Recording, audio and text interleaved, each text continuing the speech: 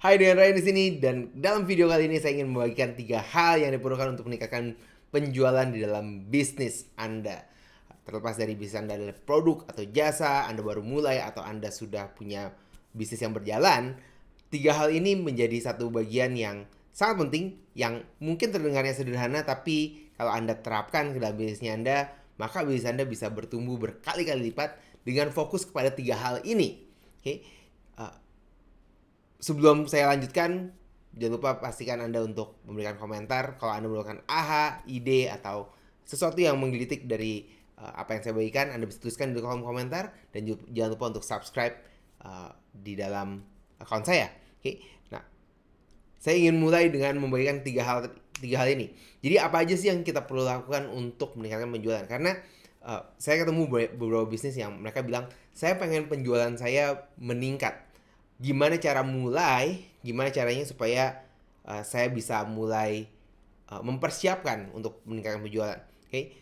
Jadi yang pertama adalah untuk kita meningkatkan penjualan kita, yang pertama yang harus kita perhatikan adalah kita harus tahu dulu, tentu saja yang kita fokuskan pertama adalah produk. Ada beberapa orang bilang produk itu nggak penting. Wow, coba aja kalau produknya itu nggak enak, produknya itu nggak bagus, produknya itu nggak ada manfaatnya, apakah akan ada yang beli? Kalaupun mereka beli, apakah mereka akan balik lagi atau tidak? Jadi salah satu bagian yang kita perlu perhatikan adalah produk yang akan kita tawarkan.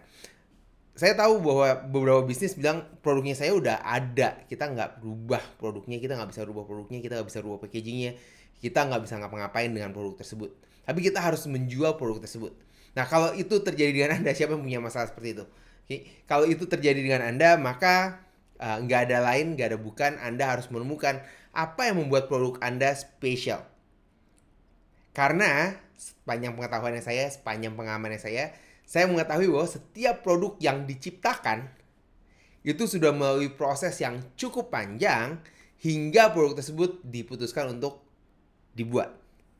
Kalau nggak dipikirkan, tiba-tiba oh yaudah langsung buat aja, maka kemungkinan besar antara yang punya produk itu kebanyakan dana sehingga dia bikin aja, nggak pakai riset, nggak pakai uh, ngomong sama orang, nggak pakai uh, lihat keadaan pasar, atau saya nggak tahu sih alasan lain kenapa sebuah produk bisa dibuat dengan hal tersebut. Karena setiap produk pasti punya keuntungannya, dan tantangannya kita sebagai marketer adalah kita biasanya menargetkan pada orang yang salah. Semuanya bilang orang yang salah.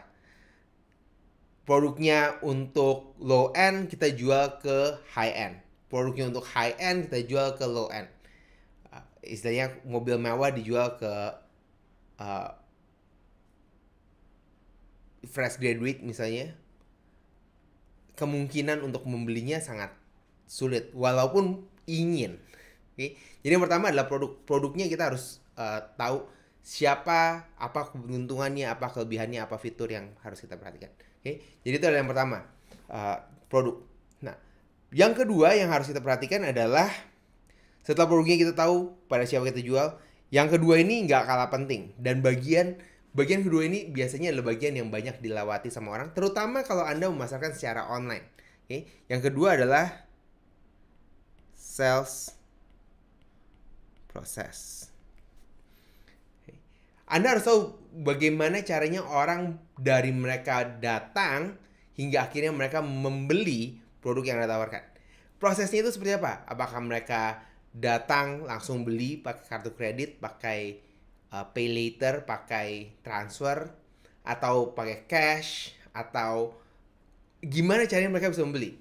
Okay. Nah, untuk melakukan sales proses, baik bisa Anda bisnis tradisional ataupun yang online, saya membaginya menjadi dua. Sales proses ini ada yang berdasarkan dari menggunakan manpower, orang, tenaga penjual yang menawarkan, mereka menjawab pertanyaan, mereka berikan solusi yang tepat. Atau yang kedua, menggunakan media digital. Oke? Dari media digital, mereka punya landing page, atau kita bilangnya sebagai funnel. Bagaimana caranya mereka datang ke dalam landing page-nya kita, dan akhirnya mereka membeli. apa prosesnya, apa yang mereka baca, apa yang membuat mereka tertarik untuk membeli produknya kita. Dua-duanya plus minus, dua-duanya punya keuntungan dan kekurangan masing-masing. Akan lebih baik kalau misalnya kita punya dua-duanya. Ada orang yang menjawab secara langsung sehingga personal touch-nya dapat, ada yang mereka bisa purchase secara langsung. Oke, jadi yang kedua ini adalah sales process. Jadi kita udah bahas yang pertama ada tadi produk, yang kedua adalah sales process. Nah, setelah bagian ini, kedua bagian ini sudah selesai, bagian ketiga adalah bagian yang gak kalah penting untuk meningkatkan penjualan kita. Apa yang ketiga? Ya, traffic atau pengguna atau orang yang datang ke dalam sales prosesnya kita. Karena kalau nggak ada orang yang datang, apa yang terjadi? Gak ada yang beli. Walaupun kita udah bikin produk kita apa yang bagus, sales prosesnya kita itu udah keren banget. Kita udah training selama 6 bulan, di training, di tes, kita biasanya ada trial, okay? Udah dikerjakan. Wah, ini udah keren banget. Dari 10 kali dia presentasi, 10-10-nya tertarik untuk beli. Ya karena tes kan. Demo. Okay? Tapi the truth adalah pada saat orang datang ke dalam tempatnya kita.